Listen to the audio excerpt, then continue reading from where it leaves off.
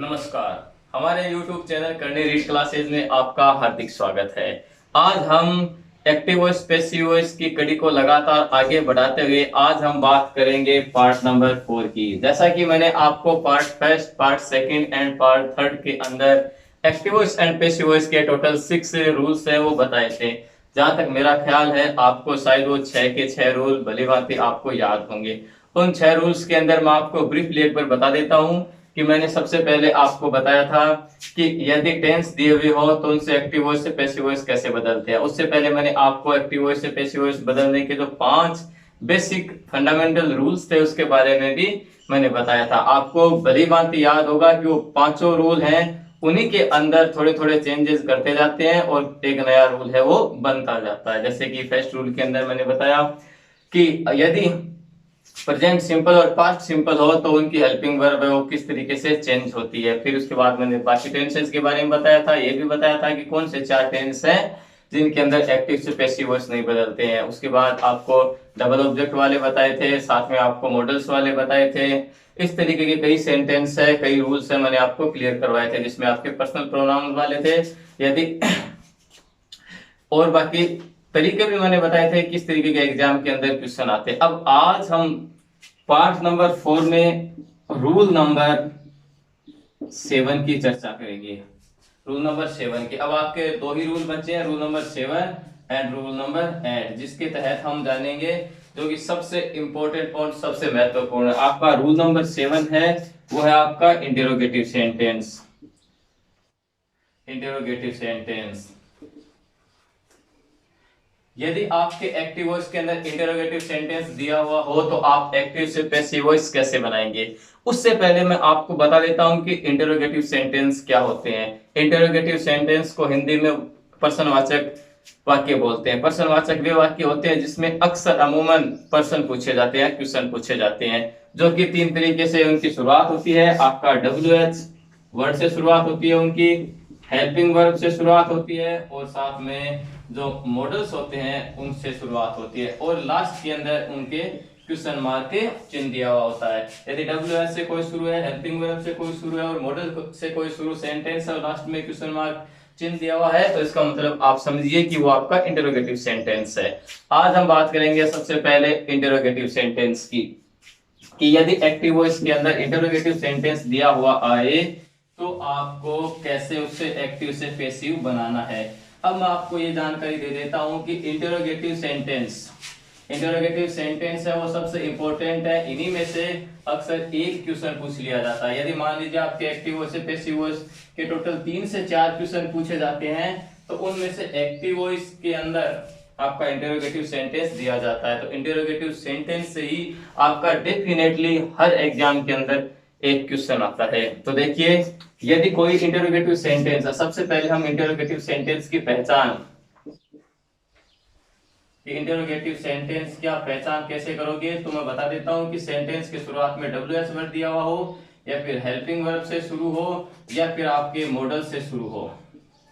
यदि तीनों तरीके से आपके सेंटेंस शुरू हो और सेंटेंस के बाद लास्ट में क्वेश्चन मार्क चिन्ह दिया हुआ हो तो इसका मतलब आपका वो कौन सा सेंटेंस होगा, इंटरोगेटिव सेंटेंस होगा, जिसमें प्रश्न पूछे जाते हैं, जिसे प्रश्नवाचक वाक्य भी कहते हैं।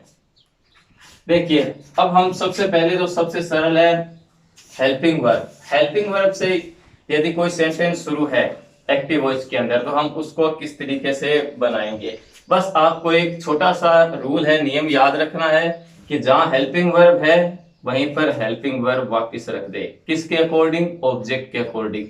यदि हमारा ऑब्जेक्ट सिंगुलर है तो सिंगुलर की हेल्पिंग वर्ब रख दीजिए। यदि हमारा ऑब्जेक्ट प्लूरल है क्योंकि ऑब्जेक्ट को हम सब्जेक्ट बनाएंगे तो उसके अकॉर्डिंग हम हेल्पिंग वर्ब रख देंगे।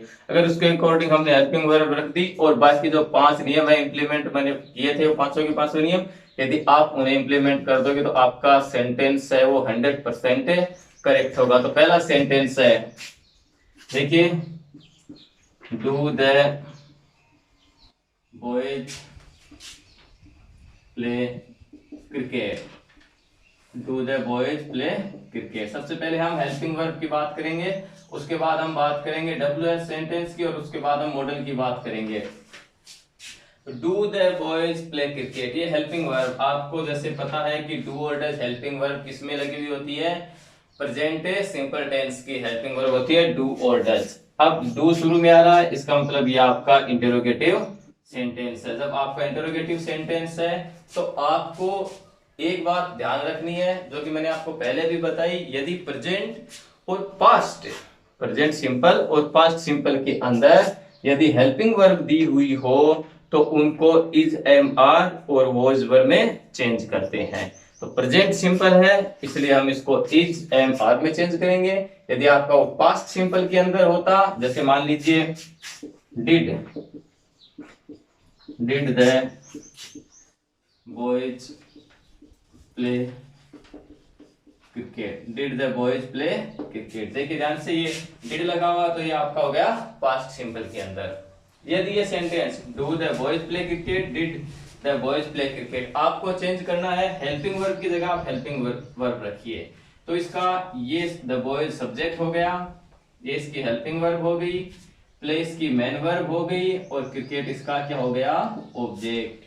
अब ऑब्जेक्ट को हम सब्जेक्ट में बदलेंगे, इसलिए सबसे पहले हम लिखेंगे, मैं इसका यहां पर बना देता हूं कि सबसे पहले लिखेंगे हेल्पिंग वर्ब की जगह हेल्पिंग वर्ब। क्रिकेट देखिए हमारा सिंगुलर है तो हम लिखेंगे इज क्रिकेट। देखिए इज क्रिकेट, और बाकी नियम वो के वही है, 5 के 5 नियम है जो कि मैंने आपको बताए थे। बस आपको इसमें हेल्पिंग वर्ब है वो चेंज कर देनी है, इधर ले आनी है, is cricket. Okay, is cricket, क्योंकि ये हेल्पिंग वर्ब आ गई, ये आपका सब्जेक्ट हो गया, ऑब्जेक्ट का सब्जेक्ट हो गया, ये आपकी मेन वर्ब हो गई। हम वाई लगा देंगे और उसके बाद द बॉयज हमारे पास ऑब्जेक्ट है, सब्जेक्ट है, इसे हम ऑब्जेक्ट में बदल देंगे द बॉयज। और लास्ट में याद रखिए, यदि आपने क्वेश्चन मार्क चिन्ह नहीं लगाया है तो निश्चित तौर पर आपका सेंटेंस गलत होगा। आपको कंफ्यूज करने के लिए एग्जाम के अंदर अक्सर इस तरीके के 2 सेम क्वेश्चन दे दिए जाते हैं, लेकिन एक के अंदर आपका क्वेश्चन मार्क है वो नहीं होता है। जब क्वेश्चन मार्क नहीं होता है और आप अगर मान लीजिए उसे राइट कर देते हैं, आपको नियम याद है लेकिन आपने क्वेश्चन मार्क पर ध्यान नहीं दिया, तो आपका सेंटेंस डेफिनेटली गलत हो जाएगा। ये छोटी छोटी चीजें होती हैं जो हमें हर सेंटेंस के अंदर, हर रूल्स के अंदर याद रखनी बहुत जरूरी है। अब देखिए जैसा कि मैंने आपको बताया था, हेल्पिंग वर्ब की जगह आप हेल्पिंग वर्ब रखिए। ऑब्जेक्ट को हमने सब्जेक्ट बना लिया, फिर मेन वर्ब आती है, मेन वर्ब लगा दिया हमने, प्रीपोजिशन बाय का यूज कर दिया और बाकी ऑब्जेक्ट रख दिया, सब्जेक्ट को हमने ऑब्जेक्ट बना दिया। तो कोई चेंजेस, कोई डिफरेंट नहीं है, सेम जितने भी हैं सब के सब ऐसे ही बनेंगे, इनमें कोई चेंजेस नहीं आएगा। जैसे did the boys play cricket, तो डिड जैसा कि मैंने आपको बताया था, यदि पास्ट सिंपल टेंस में है तो पास्ट सिंपल टेंस है वो आपका वॉज एंड वर्ब के अंदर चेंज हो जाएगा। तो यहाँ पे डिड है इसलिए हम चेंज करेंगे, तो यहाँ पर हम इज की जगह क्या लगा देंगे, वॉज लगा देंगे। वॉज इसलिए लगाया क्योंकि क्रिकेट है इसका सिंगुलर। समझ में आ गया होगा आपको ये रूल नंबर आपका जो 7 है, बहुत ही सरल और बहुत ही सिंपल है। रूल नंबर 7 को आप देख लीजिए फिर से कि do the boys play cricket, helping verb की जगह आप हेल्पिंग वर्ब लगाइए, फिर बाकी जो नियम है वो चेंज कीजिए। आप क्रिकेट है उसको यहाँ ले आइए, सब्जेक्ट बना दीजिए, मेन वर्ब की थर्ड फॉर्म लगा दीजिए, बाय लगा दीजिए और द बॉयज। क्योंकि हेल्पिंग वर्ब है वो आपकी नॉर्मल जो सेंटेंस चेंजेस होते हैं वो हेल्पिंग वर्ब सब्जेक्ट के आगे आती है, लेकिन इंटरोगेटिव है तो इसमें भी पहले हेल्पिंग वर्ब है तो इसमें भी हम पहले हेल्पिंग वर्ब लगा देंगे। बस इतना ही चेंज करना है आपको, इससे ज्यादा चेंज नहीं करना है। आपका हर सेंटेंस है वो बिल्कुल एक्यूरेट करेक्ट होगा। अब नेक्स्ट करके देखिए, तो ये था हमारा डू और डज के साथ, प्रेजेंट सिंपल और पास्ट सिंपल के साथ। अब आपको एक और सिंपल सेंटेंस है वो बना के बताता हूँ दूसरे टेंस का, ताकि आपको वो भी समझ में आ जाए, वो भी आपको क्लियर हो जाए, ताकि कोई भी किसी भी तरीके का इंटरोगेटिव के हेल्पिंग वर्ब वाले सेंटेंस के अंदर एक्टिव वॉइस दिया हुआ हो तो आपको पैसिव वॉइस बनाने में किसी भी तरीके की कोई भी झिझक ना हो। तो देखिए हमारा जो दूसरा सेंटेंस है आर यू, देखिए are you playing are you playing cricket, और लास्ट में आपका हो गया इंटरोगेटिव मार्क्स, यानी कि क्वेश्चन मार्क हो गया आपका। देखिए आर हेल्पिंग वर्ब से शुरुआत है, subject playing main verb first plus ING और क्रिकेट। अब आप भली भांति से समझ गए होंगे कि ये कौन से टेंस का इंटरोगेटिव सेंटेंस है। मैं आपको बता देता हूं, ये है आपका प्रेजेंट कॉन्टिन्यूअस का इंटरोगेटिव सेंटेंस, क्योंकि इसमें आर हेल्पिंग वर्ब लगाई हुई है और फर्स्ट प्लस से आईएनजी लगाई हुई है। तो अब देखिए मैं आपको इसके बारे में आगे बताता हूं कि आप हेल्पिंग वर्ब की जगह आप हेल्पिंग वर्ब लिखिए। अब मैंने यहाँ पर इज रखा। अब आप पूछेंगे कि सर आपने यहाँ पे इज क्यों रखा, तो इसका सीधा सा आंसर यही है क्योंकि हमारा जो ऑब्जेक्ट है वो है सिंगुलर, और जब सिंगुलर होता है तो इसके लिए हम इज का प्रयोग करते हैं, जबकि प्लूरल होता है, यू प्लूरल है इसलिए यहाँ पर आर का यूज हुआ। अगर मान लीजिए यहाँ पर गेम्स होता तो ये हो गया प्लूरल, तो प्लूरल होता तो मैं यहाँ पर क्या लगा देता, आर लगा देता, लेकिन यहाँ पर है केवल सिंगुलर इसलिए मैंने यहाँ पर लगाया है इज। तो आपको ये इज वाला समझ में आ गया होगा कि यहाँ पे आखिर इज क्यों आया है, इज। फिर उसके बाद क्रिकेट, देखिए इज के बाद आप लिखोगे इज क्रिकेट। अब उसके बाद आर यू प्लेइंग क्रिकेट, तो इज क्रिकेट, और उसके बाद हम लगा देंगे इसके अंदर बीइंग प्लेड बाय यू का यू चेंज हो जाएगा और लास्ट के अंदर आपका इंटरोगेटिव सेंटेंस आएगा, is cricket being played bye you हो जाएगा। तो इस तरीके से आपका सेंटेंस है वो हो जाएगा। आज देखिए are you playing cricket, is cricket being played by, क्यों, क्योंकि बीइंग, अब मैं आपको बता देता हूँ कि बीइंग क्यों आया है। काफी बच्चे कंफ्यूज में हो जाते हैं कि सर इसमें बीइंग क्यों है, पहले वाले में आपने बीइंग नहीं लगाया। तो ये इसका सीधा सा आंसर यही है कि ये आपकी फर्स्ट प्लस आईएनजी है, तो आईएनजी को हम अलग करेंगे, तो अलग करेंगे तो इसे बीइंग के अंदर कन्वर्ट कर देंगे, बदल देंगे। ये मेन वर्ब को हम अलग करेंगे तो इसे हम थर्ड फॉर्म के अंदर बदल देंगे। तो इस तरीके से ये बीइंग आ गया और यह हमारी मेन वर्ब की थर्ड फॉर्म आ गई। ये नियम मैंने आपको पहले बताए थे कि आपको पिछले वाले वीडियो नंबर 2 के अंदर मैंने आपको ये बता दिए थे कि यदि फर्स्ट प्लस आईएनजी दिया हुआ हो तो आपको कैसे चेंज करना है, यदि हैव हैड और हैज दिया हुआ हो तो उनके अंदर आपको कैसे बीन लगाना है, और यदि मॉडल दिया हुआ हो तो उसके अंदर कैसे आपको मॉडल के साथ बी। तो बार बार आप कंफ्यूज होने की आपको आवश्यकता नहीं है, बिल्कुल सिंपल और सरल सेंटेंस है। उसके बाद आज मैं आपको एक बहुत ही इंपॉर्टेंट और महत्वपूर्ण फैक्ट बता रहा हूँ। अक्सर हम अमूमन सारे स्टूडेंट्स से स्टडी करते हैं और वो भी हार्डली करते हैं, लेकिन कई बार क्या होता है कि सारे सफल नहीं होते, सक्सेस नहीं होते हैं। बहुत से स्टूडेंट होते हैं वो अनसक्सेस हो जाते हैं, असफल हो जाते हैं। इसके पीछे हमारी टीम ने एक वास्तव में एक रियल फैक्ट है वो निकाल के लाए हैं, यानी कि एक इस तरीके का फैक्ट जिससे आप जान करके वास्तव में आप ये कहोगे कि सर बिल्कुल 101% बिल्कुल ट्रू है, इसमें कहीं कोई भी मिस्टेक नहीं है। अब मैं आपको बता देता हूं कि वो फैक्ट क्या है। अक्सर हम बात करते हैं स्टडी आवर्स की, यानी जो हम पढ़ते हैं उन घंटों की बात करते हैं। कुछ बच्चे कहते हैं कि सर मैं तो 8-8 घंटे 9-9 घंटे या 7-7 घंटे पढ़ता था लेकिन फिर भी मेरा एग्जाम में नंबर नहीं आया। तो इसके पीछे कारण क्या है? अक्सर हमने स्कूलों में भी ये सुना है कि सर वो बच्चे इंटेलिजेंट है, आज उसकी जॉब लग गई है। ये भी सही है। हमने ये सुना कि वो बच्चा है वो कमजोर है, आज उसकी जॉब नहीं लगी है, वो आज अनएम्प्लॉयमेंट है। इसके पीछे क्या रीजन है? देखिए फैक्ट कोई अलग नहीं है, बिल्कुल सीधा सीधा है कि लगभग हो सकते माइंड सबके होता है। जैसा कि हम बुद्धि लब्धि के अंदर आईक्यू के अंदर जानते हैं कि लगभग 90% लोगों का जो आईक्यू है वो इक्वल होता है, बराबर होता है। लेकिन उसके बाद भी कुछ बच्चे होते हैं वो ही सफल होते हैं। किसके अंदर? नौकरी के अंदर। हम बात करते हैं गवर्नमेंट जॉब के अंदर। क्यों होते हैं इसके पीछे मैं आपको एक छोटा सा फैक्ट है वो बताता हूँ, वो समझाना चाह रहा हूँ। आप जब उसे समझोगे तो जहां तक मेरा ख्याल है आपके दिमाग में जितनी भी चीजें हैं वो क्लियर हो जाएंगी। देखिए अमूमन ऐसा माना जाता है कि एक बच्चा यानी कि एक स्टूडेंट यदि टोटल 1800 से 2000 घंटे, देखिए एक स्टूडेंट यदि 1800 से 2000 घंटे तक स्टडी कर लेता है तो वो इंटेलिजेंट होता है, और यहाँ तक कि उसकी जॉब है उसके 90% प्लस अबो, यानी कि 90% से भी ज्यादा उसकी जॉब के चांस होते हैं, यानी 1800 से 2000 घंटे स्टडी। अब मैं बात कर रहा हूँ 1800 से 2000 घंटे स्टडी की, मैं एक ईयर की नहीं बात कर रहा हूँ, मैं बात कर रहा हूँ स्कूली लाइफ से।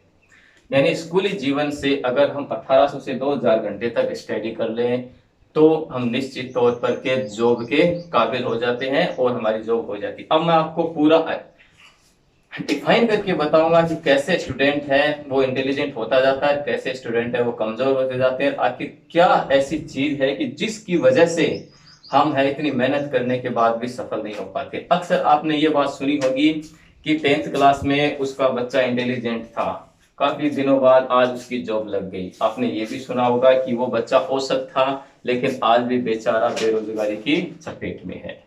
माइंड सबका इक्वल होता है 90%, जैसा कि मैंने आपको पहले बताया था, लेकिन हम इसको यूज कैसे करते हैं उसके बारे में आज हम इसकी चर्चा करते हैं। तो देखिए, जब बच्चा 6th क्लास में होता है, ध्यान से देखिए सुनिए से, जब बच्चा 6th क्लास में होता है, 6th 7th 8th 9th 10th, 6th 7th 8th 9th 10th 11 और 12th, ये जो टोटल आपकी 7 क्लास से होती हैं, यदि बच्चा इन सब में इंटेलिजेंट है तो उसकी 90% जॉब की गारंटी है। ये सब मानते, ये सब मानते, मैं नहीं मानता, ये सब आप भी मानते हैं अच्छे से। अब देखिए आगे, अगर हम मान लेते हैं कि टोटल 1 ईयर में 365 डेज होते हैं, कितने डेज होते हैं? 365 डेज होते हैं, ये हम मान लेते हैं।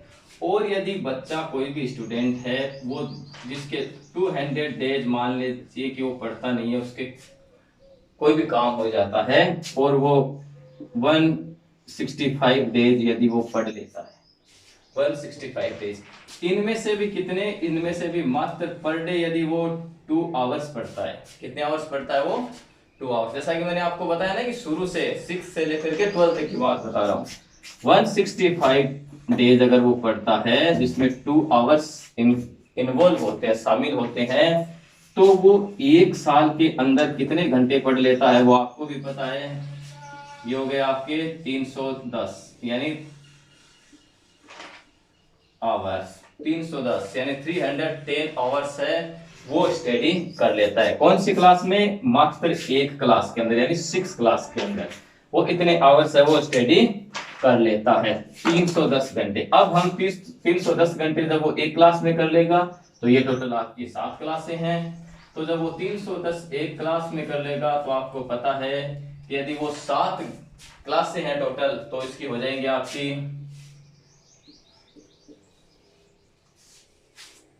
2170 आवर्स। यदि वो इतनी रेगुलरिटी रखता है तो वो 2170 घंटे पढ़ लेगा। और जैसा कि मैंने आपको बताया था पहले कि जो बच्चा 1800 से 2000 घंटे तक रेगुलर यानी पढ़ लेता है अपने स्कूली लाइफ में, तो निश्चित तौर पर जहां तक मेरा मानना है उसकी जॉब की परसेंटेज है वो 90 प्लस हो जाती है, यानी 90% से भी ऊपर। तो अब ये बच्चा क्या करता है कि अगर रोजाना 165 डेज रोजाना डेली 2 आवर्स स्टडी करता है, पढ़ता है 6, 7, 8, 9, 10, 11 और 12 तक। अब आपके दिमाग में क्वेश्चन आएगा कि सर हम तो स्कूल लाइफ में 5-5, 6-6 घंटे, 7-7 घंटे पढ़ते थे, तो इसके बारे में भी मैं आपको क्लियर कर देता हूँ। आप 5-5, 6-6, 7-7 घंटे जरूर पढ़ते थे, लेकिन आप कब पढ़ते थे? जब आपके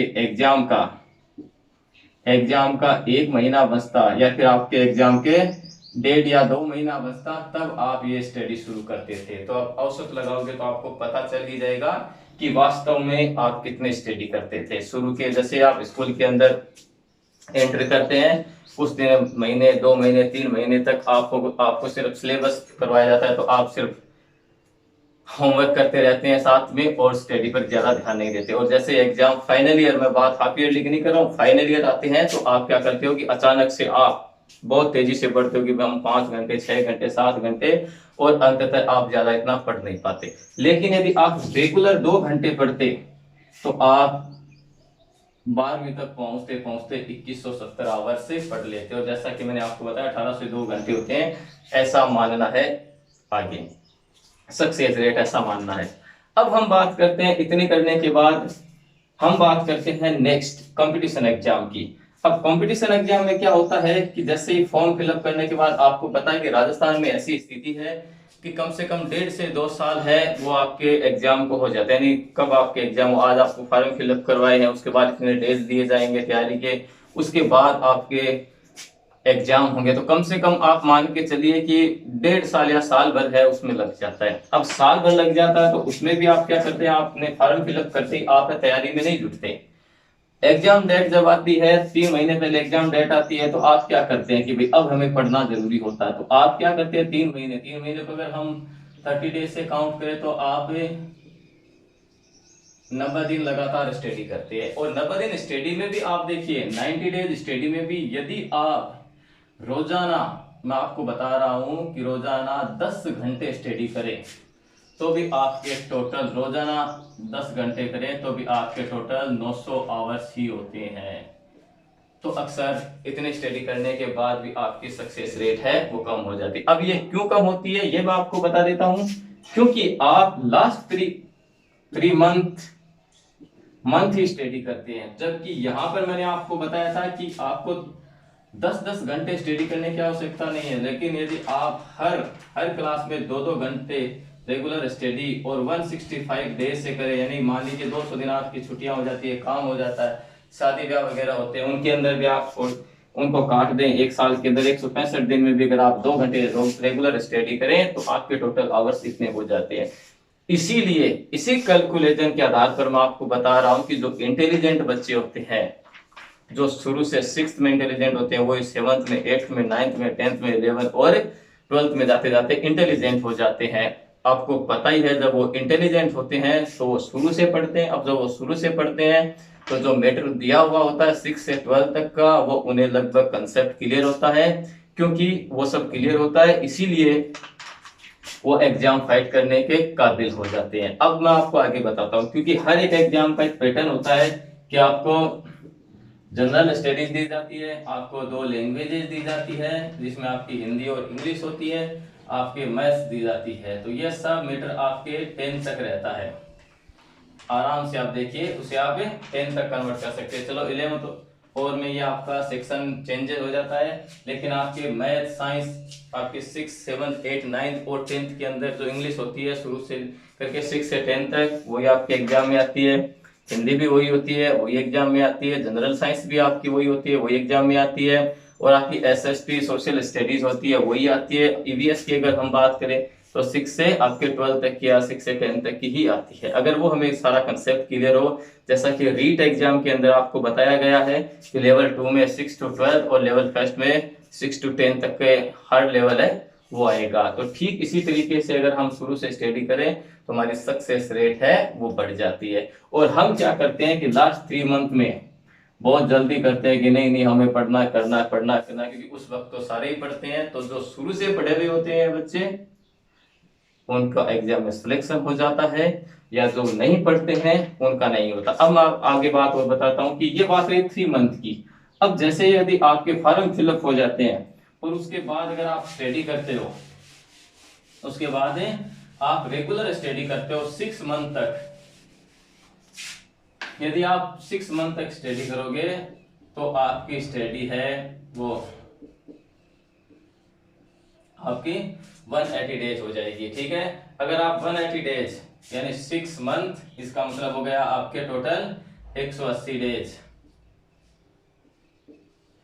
180 डेज। और 180 डेज में यदि आप रेगुलर 10 आवर स्टडी करो, रेगुलर 10 आवर स्टडी करो, तब जाके आप 18 आवर्स के ऊपर पहुंचते हैं। इसका मतलब ये हो गया कि आप 6 महीने के अंदर, सुनिए ध्यान से, फैक्ट बात ये है कि 6 महीने के अंदर यानी कि 180 दिन के अंदर यदि आप 6 से 12 तक का सिलेबस कंप्लीट करते हो, तब जाकर के आपके 1800 आवर्स कंप्लीट होते हैं तब जाकर के आपकी जॉब की गारंटी है वो 90% होती है। इसलिए मैं कहता हूँ कि वो जो लोग ये कहते हैं कि हम आपको एक छोटी सी चीज है वो आपको 2 घंटों में या एक वीडियो में या फिर आपको इतने में प्रोवाइड करवा देंगे, तो वो बिल्कुल सत्य नहीं है। ये कैलकुलेटर है हमारा, ये आपकी सक्सेस रेटिंग है। अगर ऐसा नहीं है तो आप किसी भी गांव में कहीं पर भी आपकी रिश्तेदारी में कहीं में भी जाकर के आप आराम से देख सकते हैं, ढूंढ सकते हैं कि जो बच्चा इंटेलिजेंट होता है शुरू से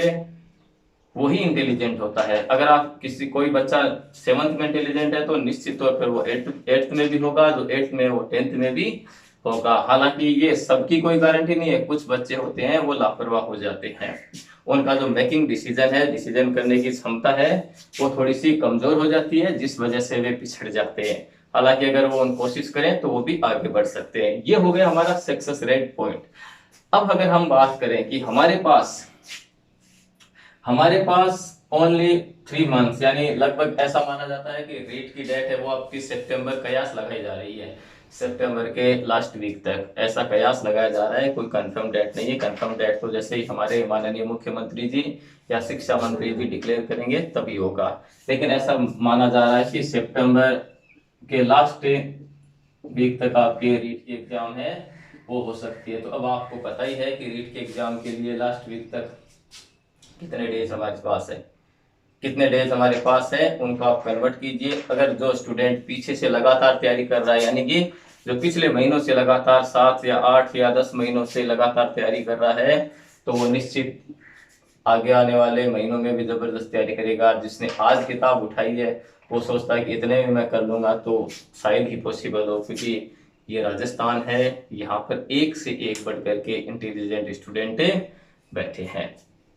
तो ये था हमारा जो फैक्ट और हमारा जो रियल फैक्ट था, जिसमें आपको पता चल गया होगा कि आखिर इंटेलिजेंस है वो कहाँ छुपी हुई होती है, आखिर हम कमजोर क्यों है। ये बात मैंने शुरू में बताई थी कि 90% पॉपुलेशन है, यानी 90% लोग हैं, उनकी जो माइंड है, आईक्यू है, वो एवरेज होता है। ये कोई जरूरी नहीं कि किसी का कोई 140, 45, 50 से ऊपर आईक्यू लेवल हो, ऐसा भी नहीं है। और ऐसा भी नहीं है किसी का कि 90 से नीचे आईक्यू हो। 90 हमारा 90 से 120 तक औसत आईक्यू होता है, 90 से नीचे होता है वो आपका औसत से कम होता है।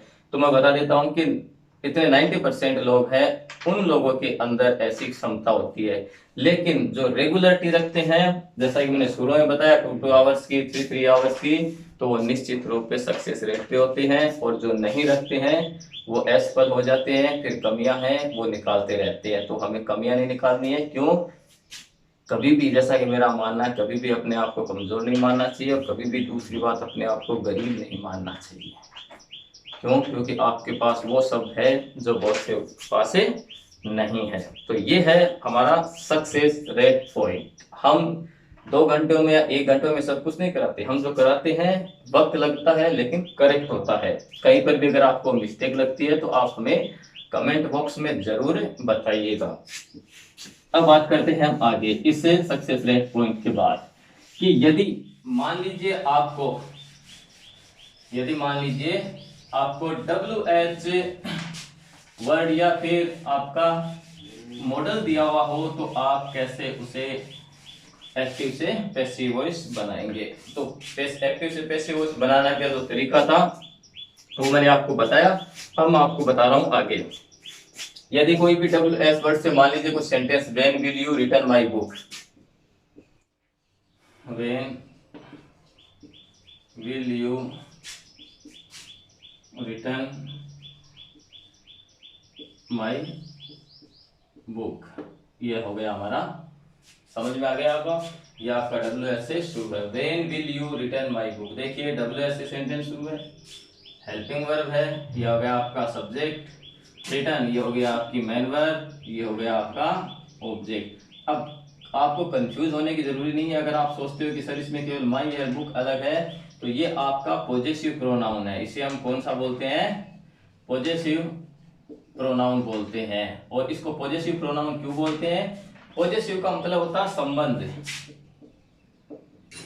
पॉजेसिव का मतलब होता है संबंध, और बुक का इसके साथ संबंध है। माय बुक यानी कि मेरी book, my brother, my friend, your book, your friend यानी आपका मित्र, आपकी किताब, तो आपका किताब के साथ संबंध है, इसलिए उसे हम पॉजिटिव प्रोनाउन के नाम से जानते हैं। तो ये हो गया आपका पॉजिटिव प्रोनाउन। अब देखिए आगे, when will you return my book, जैसा कि मैंने आपको बताया WH, ठीक है, WH की जगह आप WS रख दीजिए, WS की जगह WS, ठीक, मैंने उसी तरीके से आपको बताया था।